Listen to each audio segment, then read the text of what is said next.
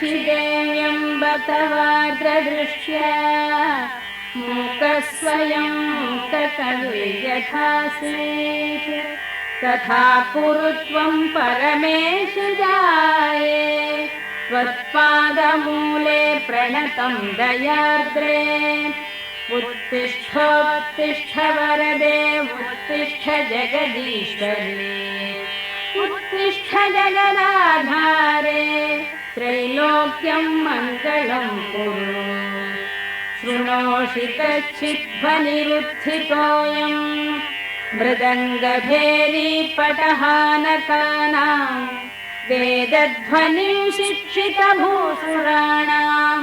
शृणोषि भद्रे कुरु सुप्रभातम् शृणोषि भद्रे ननु शङ्खघोषम् वैताళिकानां मधुरं च गानम् शृणोषि मातर्पितकुक्कुटानां ध्वनिं प्रभाते कुरु सुप्रभातम् मातर्निरीक्ष्य वदनं भगवान् शशाङ्को लज्जान्वितः स्वयमहो निलयं प्रविष्टः द्रष्टुं त्वदीयवदनं भगवान् दिनेशो ध्यायाति देवि सदनं कुरु सुप्रभातम् पश्याम्ब केचिद्धृतपूर्णकुम्भाः केचिद्दयार्थे धृतपुष्पमालाः काचिच्छुभाङ्गाननुवाद्यहस्ताः तिष्ठन्ति तेषां कुरु सुप्रभातम् भेरी मृदङ्गपणवानकवाद्यहस्ताः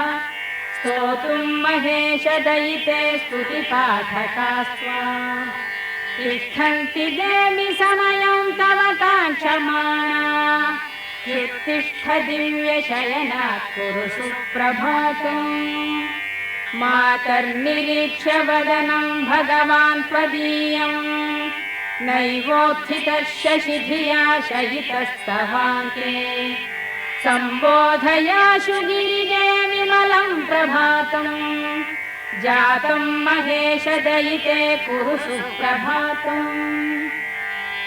अन्तश्चरन्त्यास्तव भूषणानां झल् झल् ध्वनिं नूपुरकङ्कणानां